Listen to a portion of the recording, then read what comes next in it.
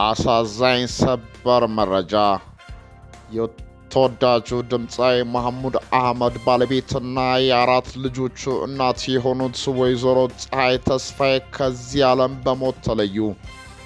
መረጃውን ባጭሩ አቀርባለሁ።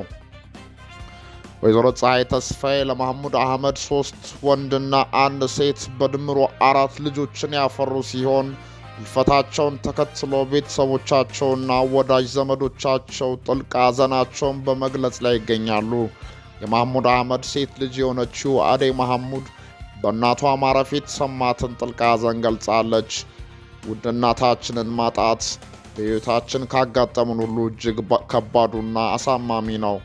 በልቤ ውስጥ የተፈጠረውን ባዶነት ሊገልጽ የሚችል ምንም አይነት ቃል የለኝም። እሷ ብርታቴ፣ መጽናኛዬ፣ የሰላሜ መገኛና ትልቁ በረከቴ ነበረች። ያለ እሷ ሕይወት መቼም እንደ ቀድሞ አትሆንም። ነገር ግን ፍቅሯን፣ ጸሎቷንና አብረን ያሳለፍናቸውን ውብ ትዝታዎች ለዘላለም በልቤ ውስጥ እሸከመዋለሁ። በቃላት ከምገልጸው በላይ ናፍቃኛለች።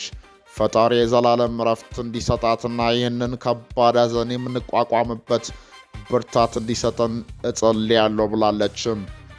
በተወዳጁ ድምፃዊ መሐሙድ አህመድ ባለቤቱ ወይዘሮ ፀሐይ ተስፋዬ ሕልፈት የኤምኤም ሚዲያ ለመላው ቤተሰብ፣ ወዳጅና ዘመድ መጽናናትን ይመኛል።